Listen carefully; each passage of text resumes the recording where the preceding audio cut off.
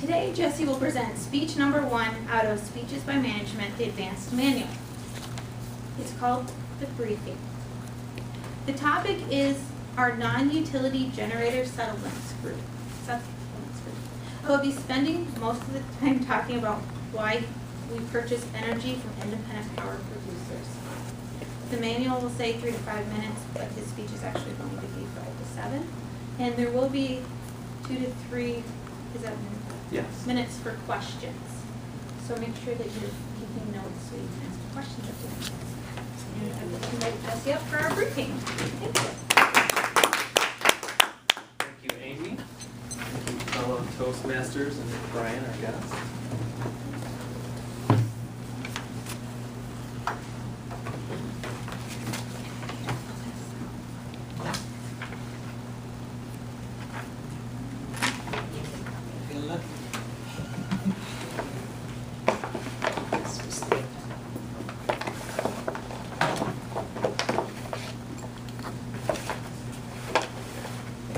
This is actually a presentation I'm going to give at our pre-summer meetings on May 15th and May 29th for energy supply.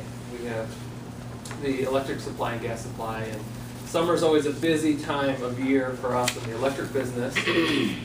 Lots going on, lots of potential for catastrophe on the electric side. So we get together as a group, kind of learn about the different parts of the company, or different parts of the group and what we do. And my role in this pre-summer meeting is to present on the non-utility generator settlements group.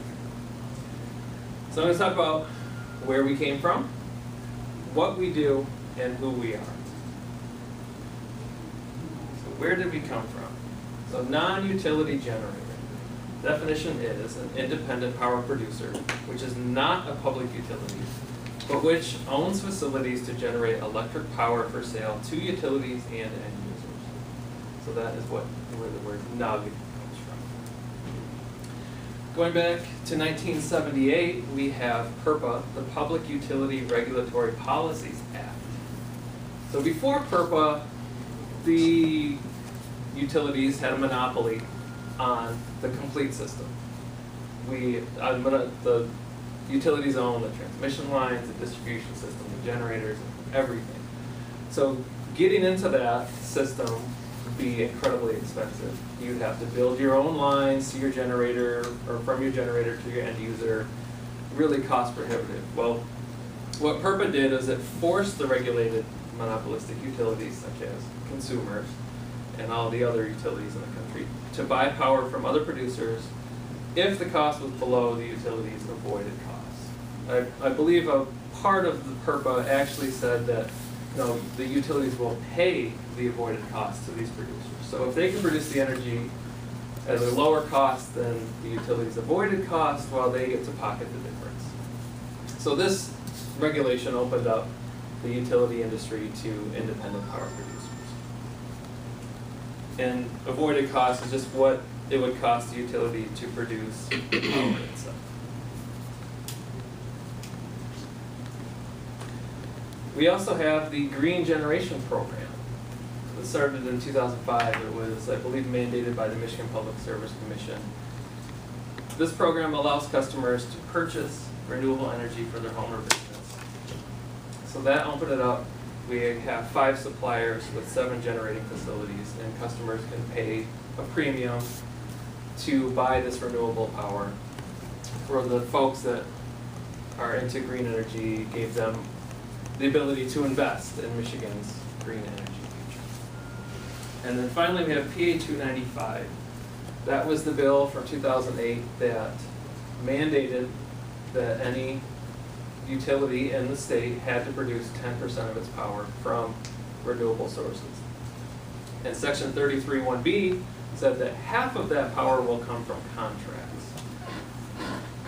So maybe out of that we got 13 contracts with 293.29 megawatts of nameplate capacity. So what does all this mean for consumers? Well, these PURPAs and the green generation at PA 295 led to a bunch of contracts for power. These generators aren't gonna be built and just on a handshake give us power, so we had to contract for it. Here's a map of where all these independent power producers are located throughout the state of Michigan, so it's very diverse, even out into territories that aren't our own, but we still contract for that energy. As you can see here, these are of all of our active contracts right now, these are the effective dates. So starting way back here in 1925, we have a contract with Boyce Hydro. Nothing really happened, you can't see it, but from 1926 to 1978, we don't have any active contracts that were effective that year. Starting in 1979, when PURPA came through, started our ascent to where we're at right now with 61 different contracts for power, capacity, and now also RECs from PG. So what does the NUG Settlements Group do? We settle for 61 different agreements. The power producers, they're our supplier, but we, owning the meters and the lines and the equipment to do all that, we do the settlements for them, or we shadow to say, okay, is what you produced and what we're buying, is that actually what we received? So we do the settlements. It comes to about $75 million a month in purchases. On top of that, we also submit to the state system for MyRecs, so we have to take that meter data, put it into the system so that we know how many RECs we're going to get. So it flows through that process there. There are a couple other things we do. There's a power supply cost report that we put together. How much does it cost for all energy? What is that? How does that translate into what we're going to get back from the ratepayers? We also we have one wholesale agreement left where we actually supply power to Alpena, so we do that. And a big part of what I've been doing for the past 2 years is realigning all these. We've had 61 different agreements, and basically we have 61 different programs in some sort of format, Excel, Fortran, things, and consolidating all those and updating them. So that's what I've been working on. And on to who we are. We have the NUG Settlement Supervisor, Angie Grisman. There's myself, I'm the programmer, and then we have 3 billers. So the 61 different contracts get split out, and each biller has an account that they keep track of and do all the settlements for. This is really quick, but that's part of the briefing. So hopefully you have some questions. Yes, Brian. Settlement, is that basically the same as negotiate in-house? No, the contracts group is a separate group within energy supply. So they do all the negotiating, they set the contracts. And then on a monthly basis, we do the settlement. So we look at the meter data. Okay. We get it mostly from MV90, SAP, and then we produce the invoice for them, in a sense. And so then we send that off to accounts payable, and they send the payment to the producer. So that's how that goes. It's a little backwards. It's kind of hard to wrap your mind around that. Okay, they're selling us the power, but we're doing the invoice to pay ourselves. But that's just how it works out, and it's in our best interest to know that we're paying them the right amount.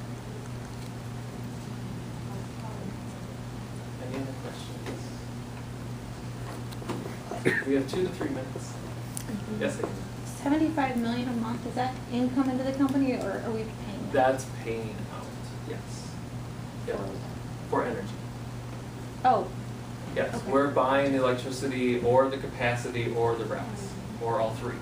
So it's bundled all together. Most of these contracts were written that any environmental attribute will become property of the company. So if they come up with some other scheme at some point in the future to say, here's this other carbon credit or whatever, that becomes property of the company because we're buying it. So that's how that works. Yes, yes. Is there any equivalent group on the gas side of the company that does the same thing for the gas? I don't believe The gas is the same as, we do have the gas supply group that's over here. And since I don't think we produce any of our own gas out of the ground, we buy everything and ship it. Yeah, so in a sense, they have their own processes over there to purchase all the gas that we store in the ground and then pull out. But electric's a little bit different because you can't store it. Yes, it is. You just buy energy that our customers use, you're not part of the transportation, like the open